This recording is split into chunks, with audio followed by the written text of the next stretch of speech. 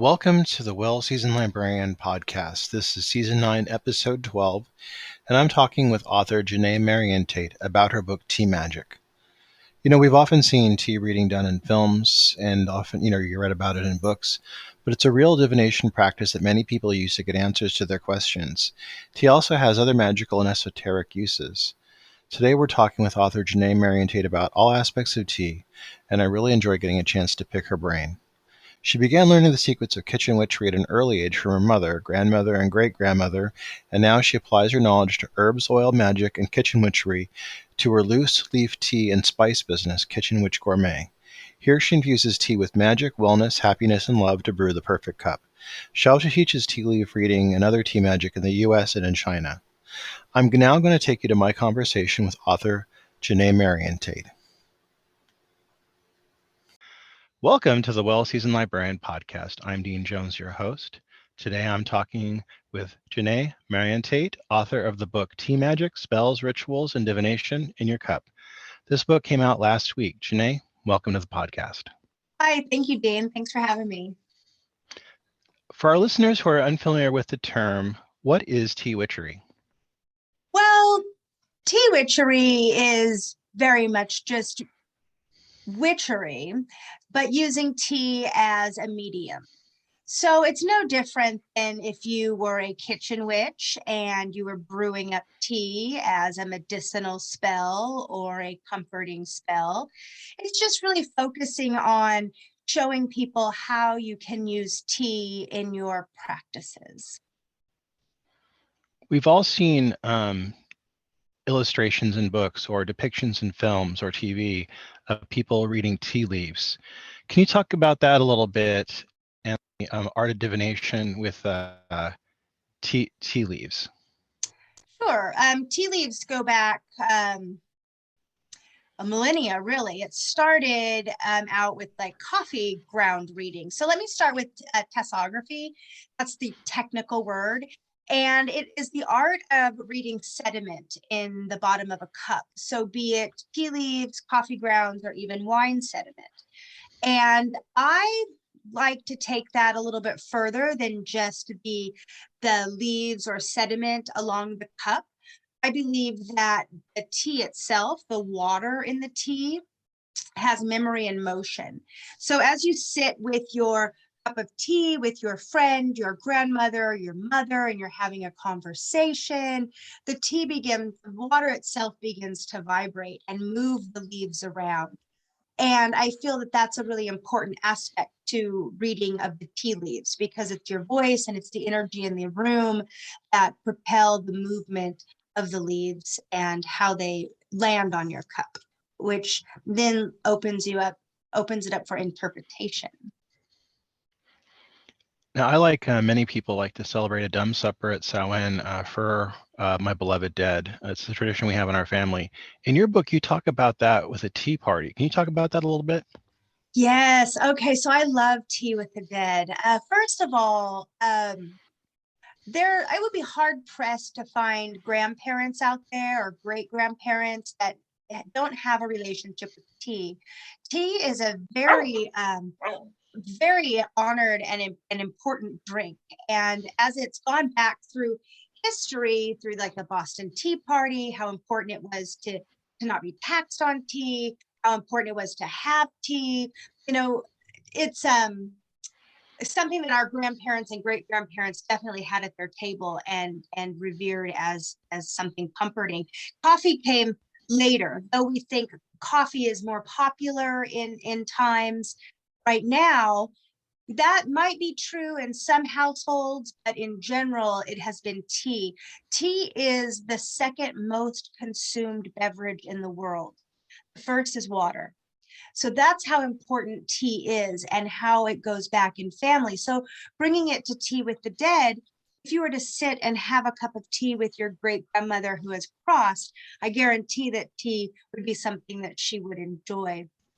And so bringing that into a tea party for the dead is simply to acknowledge them, have tea with them, ask them for advice, ask their vibration to carry through on the water and the tea leaves themselves, hopefully leaving messages for you. It's the ritual I have in the book is really about inviting your friends over to honor their dead as well. So you come together with your tea, maybe a picture of your ancestor, place it on the table, treats and sweets that they would like, similar to Dia de los Muertos, but a little more tea party centric. And as you go around the table and you honor your ancestor with the tea and you talk about them and you bring their energy into focus and you bring them into focus and you share your memories of them and you share your tea with them. It just is a really, really beautiful tea party, tea ritual to share with your friends and with your loved ones that have crossed over. So I wanted to ask you, in your book, you differentiate between the 6 different types of tea and how they are brewed. Can we talk about this a bit for our listeners who are unfamiliar with these differentiations? Okay, so tea, green tea, yellow tea, white tea, black tea, it's all the same plant, okay? There is only one tea plant, Camellia sinensis. And from there, the different types of tea are created by how they are processed and dried. So green tea, or let's start with white tea. White tea is baby buds that are coming up off of the tea shrub, which tea grows on a bush that can get to be a big giant bush, but ultimately tea is a bush.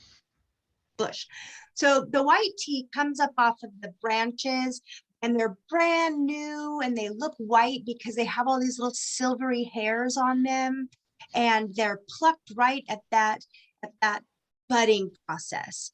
It's very mild in flavor, very floral, a little bit earthy, grassy, light in caffeine, but still contains caffeine, but very mild in caffeine, very mild in flavor.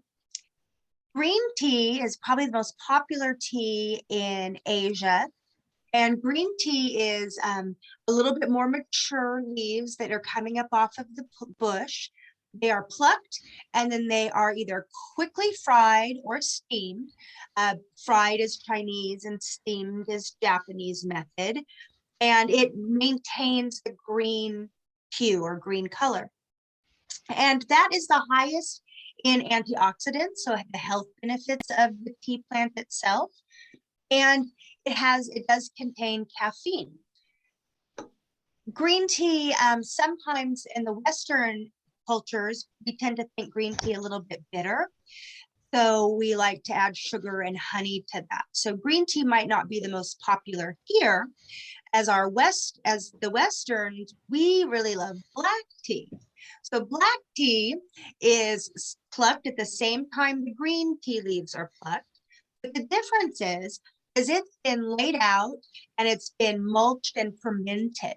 And that's what changes the color of the tea leaves. And it also gives it the most caffeine benefits. Now that fermenting process also kind of diminishes some of the antioxidants that the green tea leaves carry, but they're still there, just not as much. So you're still getting the healthy benefits of drinking tea, but you're getting a smoother, richer, bolder flavor that we are most familiar with, and that would be black tea. And black tea is also common to put like cream and sugar in it, doctor it up a little bit, kind of a breakfast tea. And it's a little better with cream and sugar than the green tea. Okay, right. So then that leaves like yellow tea, which is in between the process of white tea and green tea. And it's kind of it's a little bit of a rarity. It's not a really popular tea. It's a little more spendy. And it has been plucked and then dried, kind of like if you put like a swimming pool on the grass, kind of turns yellow underneath. So it's wilted like that. And it too has lots of antioxidants, has a vegetal kind of floral flavor to it. And it too has caffeine. And I also talk about pura, which is black tea, but it has been steamed and pressed into cakes, and it has been aged. So that has a high caffeine content with a real rich, earthy, nutty, almost chocolatey kind of flavor. You'll see those either in like little tiny wrap or up to big parts, like plate size that are wrapped up. So that's the pu'er. And then let's see, how many is that? 4, 5. I talk about a few other teas. Teas get their names from all different regions of China and how they are cured and processed. Like Lapsang Souchong, I really like that tea. And it's just a tea that has been cured over a pine fire. So it is a black tea that has the flavor of smoke to it. So I talk a little bit about that one in the book. Herbal tea is not tea at all. It's just been called a tea because of the way you steep it. So it's kind of been lumped into the tea world. But if you ask me, I think that herbal tea is probably older than any of the teas, going back century upon century. Oh, this smells good. Let's brew it up and drink it. Who knows what our great, great, great, great, great ancestors did. But so that's just the kind of a cap on the kinds of teas that there are. We can get really into it by the different regions of where the tea is grown and the different names that they might have. But there's really just green tea, black tea, white tea, yellow tea, pu'ers, and herbal teas. You talk about the health benefits of tea in your book. Do you want to discuss that for a bit? Sure. So let's start with green tea and the weight loss craze. Green tea has the ability to curb your appetite. So it keeps you kind of focused and not thinking about being hungry. It doesn't actually fill you up and make you not hungry anymore. Green tea has this wonderful way of keeping you energized without crashing you down like coffee may. It is a tea that is filled with antioxidants, so it helps to fight off the free radicals that are constantly bombarding our bodies, like pollution and illness, constantly coming at us through the atmosphere, through internally. Green tea has the benefit to go in, help repair your cells, help really work with creating a healthy vibration from the inside out. And back to the weight loss thing is just really focused. So if you're focusing on getting tasks done and focusing on working and focusing on whatever it is you're doing, it takes away from the mindless eating and munching. It's kind of how I see that.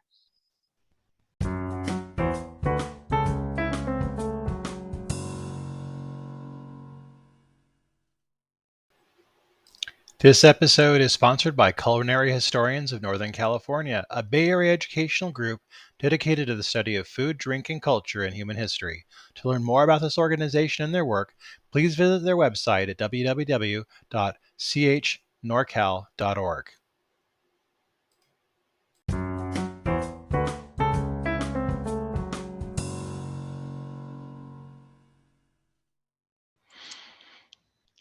You talk a little bit in your book about Earl Grey tea, which is one of my favorites. Can you discuss that for a little bit? Sure. So Earl Grey was presented to the Earl Grey in England back when tea. Okay, so there's so much history with tea. I mean, just so much. So there was a point in time where tea in England was very, very rare, and you could barely get it. Only the aristocrats and the affluent people had the ability to get a hold of, afford tea and drink tea. It was often kept under lock and key. It was a very spendy thing. And that was due to the fact that there was only one port in China that tea would come out of. And so, China's a huge country, but only one place this tea would come from. It comes down from the mountains, would get on these ships, and then it would take forever to get to China. And so this went on for a couple hundred years, the scarcity of tea. Then with the Opium Wars, which is a whole other fascinating facet to the tea world, England won this war and was able to open up more ports to get tea to England and to the West. So This particular tea, Earl Grey, was invented for the Earl of Grey, and it's a perfumed tea. It's a black tea perfumed with bergamot, which is in the citrus family. And this was offered as a gift for having a wonderful tea relation and tea trade. Because after these ports had opened up, much tea was able to flow, and more and more people could afford the tea. So it was very prosperous for both countries, for England and for China.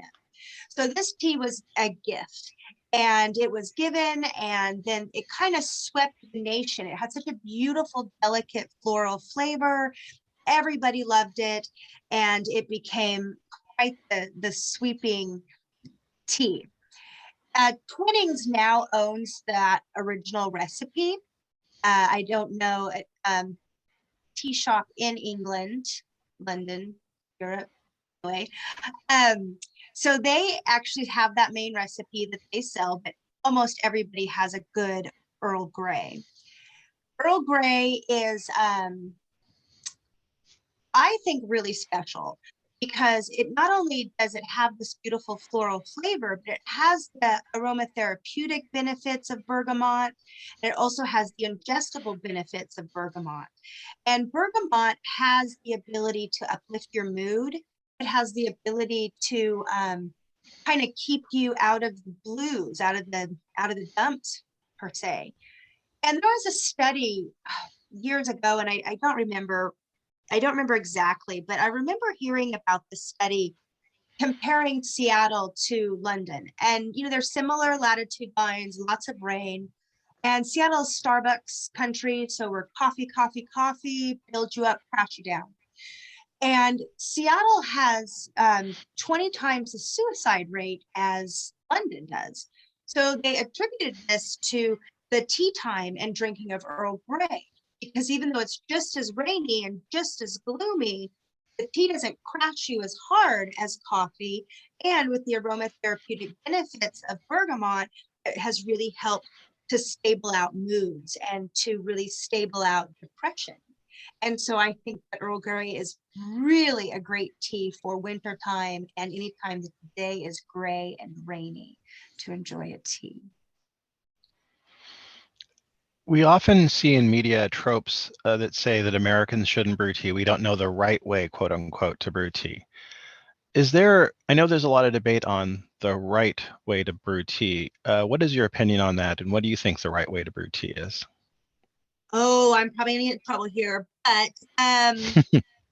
no, I think that there are definitely proper ways to brew a cup of tea to get specific flavors out of it and specific color. And, there's definitely the art of tea brewing. But I also believe that if you boil some water and pour it over the tea and you drink it and you like it, then you've done it correctly. I think that too much is put on the exact temperature, the exact water. I mean, water is really important. I highly suggest a nice filtered water with tea or a bottled water as opposed to tap water. But if all you have is tap water, then brew it up. I think that sometimes people get really snobby over how to brew tea, and they're missing the point of just enjoying a really good cup of tea. That's my opinion.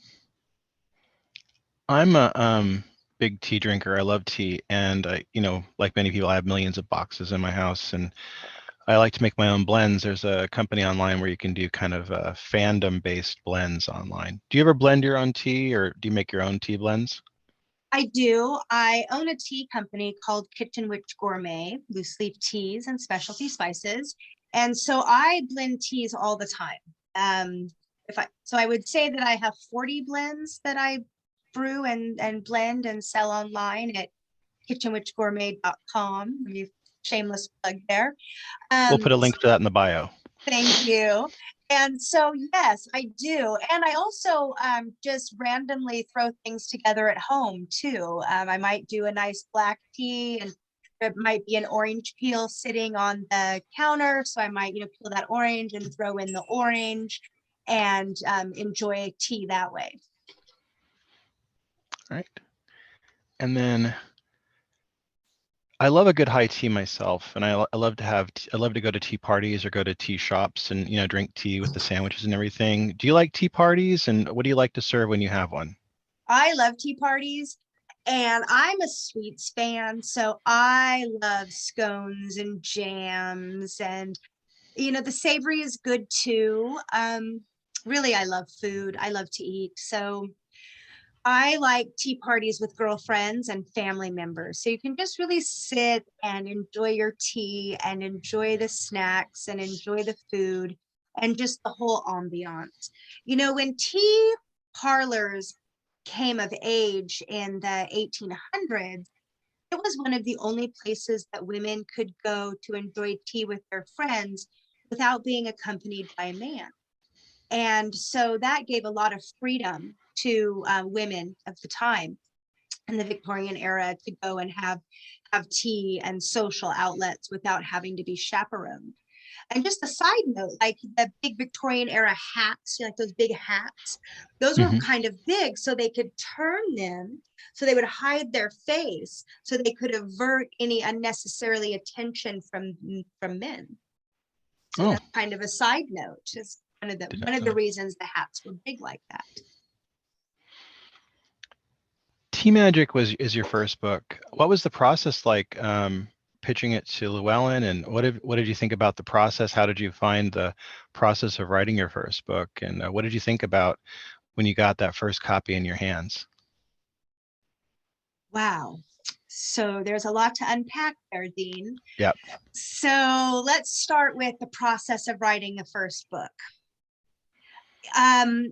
Because I do own a tea company and I do keep a lot of notes on my tea and on in a journal about, what we're making, what we're brewing, how we're serving it, how we're selling it. That became pretty easy. We are, Kitchen Witch Gourmet. I am a witch. And so that just began naturally to be tea became just a natural medium that I started using beyond the tea leaf reading, but using tea as offerings to ancestors, to deities, using it as sometimes you can bless your tea, put it in your mojo bags, bless your tea, put it out in front of your doorways, just depending on what you're, using in a magical realm. And I'm really one of those very spoiled, lucky people that had all these notes put together, and I was doing a lecture at this event called Pantheacon in San Jose.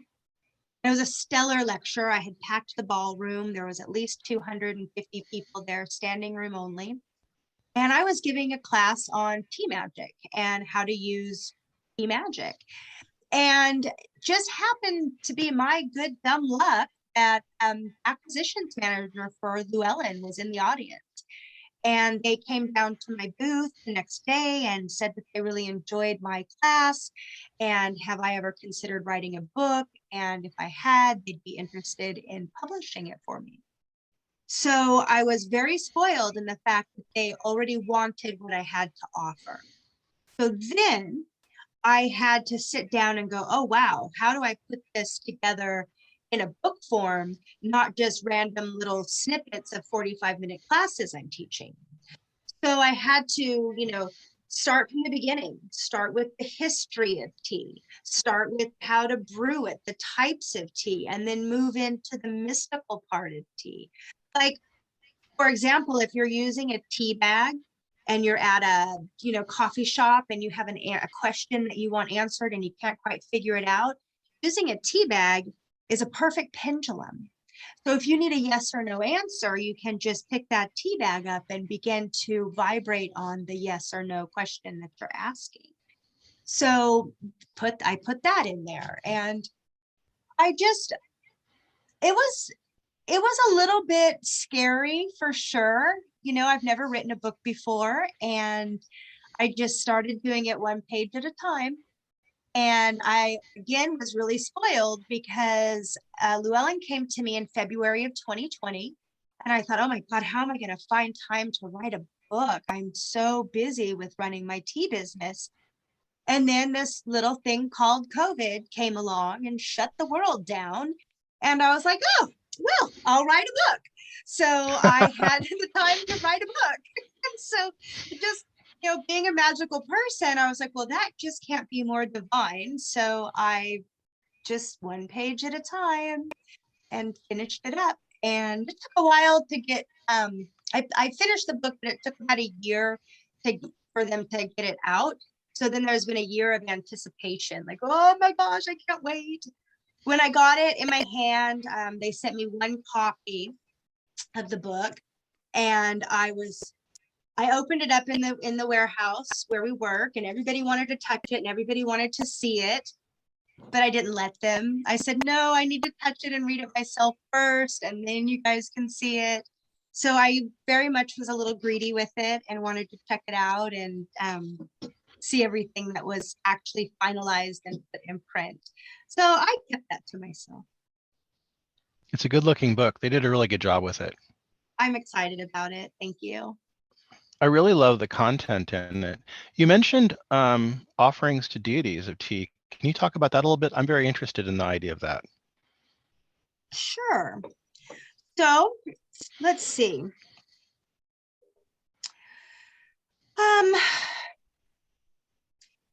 I'm going to start with Green Man. I know this isn't, might not be the deity we were thinking of, but Green Man, he we all have elements outside in our yard, in our garden, whether it's Green Man, Right. whether it's Bloodwood, whether it's the fairy folk, whatever it is that we attract. And sometimes I think that it's important to offer tea to Green Man, who is taking care of our lawn, our bushes, who is keeping if you are a gardener, it's definitely a deity that you want to honor.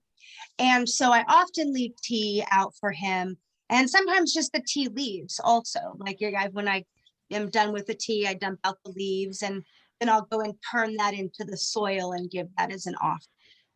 If I'm working with somebody, like I don't even know who am I working with, like Cyrudwin or Hecate, or whatever it is that you're working on with a spell or just asking for guidance.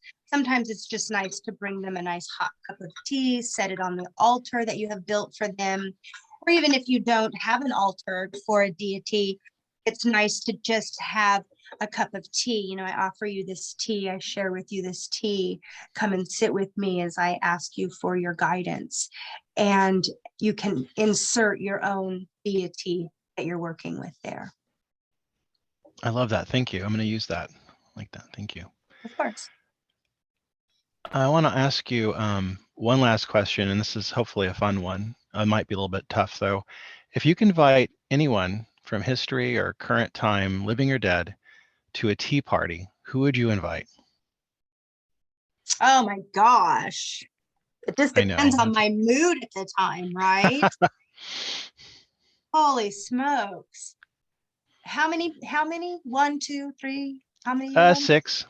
Let's say 6, but give or take. Yeah. Okay. Well, if I were to invite these people, first I'd invite my friend April. Then I would invite David Bowie, and maybe Princess Diana, just because it would be lovely to see her shining face. I think I would invite my great-grandmother, and I would invite, I don't even know who's living that I want to hang out with. Well, my friend April is living.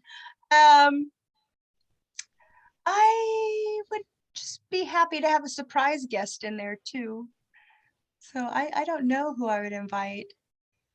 That is a tough question. People. It's yeah, a curveball question. Those people. I would invite my friend April and David Bowie, and then we could chat about music and Ziggy, and then I don't know. That sounds like fun. David Bowie alone would be enough. What a wonderful guest that would be. Right? I could say somebody like Jesus, but whatever. I don't know. Yeah. I probably wouldn't invite Jesus to a tea party, but he might be interesting to talk to. Jenay, I want to thank you for being on the podcast. Tea Magic is out as of last week. It's available at all better bookstores, and you can buy it online. We're going to have links in the bio. Jenay, thanks for being on the podcast. I hope we get to have you on here again. Thanks, Dean. I'd love to. Sergeant and Mr. Smith, you're gonna love this house. Bunk beds in a closet? There's no field manual for finding the right home. But when you do, USAA Homeowners Insurance can help protect it the right way. Restrictions apply.